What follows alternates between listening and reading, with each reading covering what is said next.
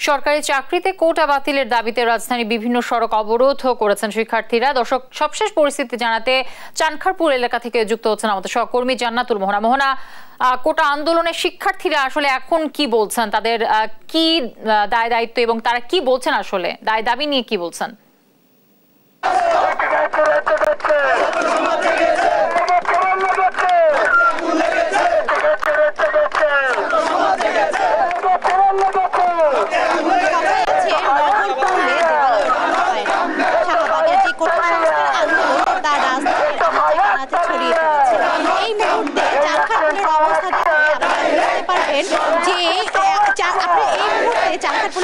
দেখলে আপনারা বুঝতে পারবেন কি পরিমাণ মানুষ এখানে জড়ো হয়েছে এবং কি পরিমাণ কোটা সংস্কার আন্দোলনকারীরা এখানে জড়ো হয়ে হানিফ ফ্লাইওভারে যে গোড়া, সে হানিফ ফ্লাইওভারে যে গোড়া তা বন্ধ করে দিয়েছে। এবং আপনি জানেন যে নগর পুরলে দেবালয় রক্ষা পায় না, তাই আমরা হয়তো এখানে চিত্র দেখে বুঝতে পারছি। এবং হানিফ ফ্লাইওভারে যে বর্তমান অবস্থা বা চানখারপুলে যে বর্তমান অবস্থা, সেখানে অবরোধ করেছে কোটা সংস্কার আন্দোলনকারীরা। এবং কোটা সংস্কার আন্দোলনকারীরা বারবার জানাচ্ছেন যতদিন পর্যন্ত না কোটা প্রথা বাতিল করা হবে ততদিন পর্যন্ত তারা এভাবে অবরোধ কর্মসূচি সাথে নানা ধরনের কর্মসূচি গ্রহণ করবে। এবং আপনাদেরকে আমরা দেখাতে চাই যে হানিফ ফ্লাইওভার সংশ্লিষ্ট যেই জায়গাটি রয়েছে সেখানেকার মেইন জায়গাটি তা সায়দাবাদ বাস টার্মিনাল, নারায়ণগঞ্জ, ডেবরা এবং চিটাগং রোড সংলগ্ন।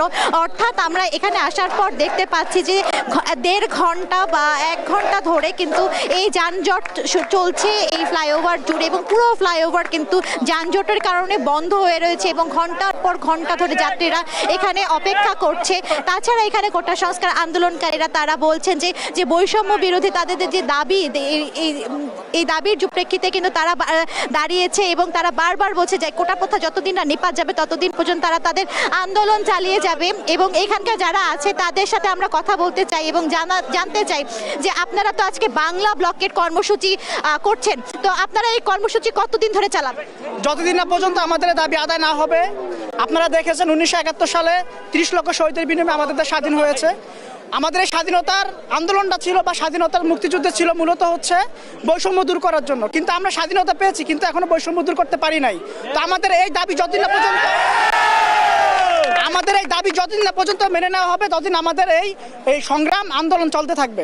আপনাদের এই দাবির কারণে তো এখানকার ভোগান্তিতে পড়েছে যারা বাসে করে আসছে বা যারা এখানে হাসপাতালে আসতেছে, এই বিষয়ে কি বলতে চাচ্ছেন আপনারা? আপনার কাছে মনে হচ্ছে সকলে ভোগান্তিতে আছে, কিন্তু আমরা যারা স্টুডেন্ট, আমরা যারা সারাটা বছর লেখাপড়া করে আজকে চাকরি দ্বার প্রান্তে আছি, সেখানে কোটার বৈষম্যের কারণে আমরা যদি চাকরি না পাই, আমার পরিবার, আমি নিজস্ব আমার নিজের লাইফ, আমরা সারা জীবন ভোগান্তিতে থাকবো। এই ভোগান্তির দায়ভার কে নেবে? শুনছিলেন যে কোটা সংস্কার আন্দোলনকারীরা বলছিলেন যে তাদের এই বৈষম্যমূলক কোটা প্রথার বিরুদ্ধে যতদিন পর্যন্ত রায় আসবে ততদিন পর্যন্ত তারা আন্দোলন চালিয়ে যাবেন। তো এই ছিল আমার কাছে সর্বশেষ সংবাদ।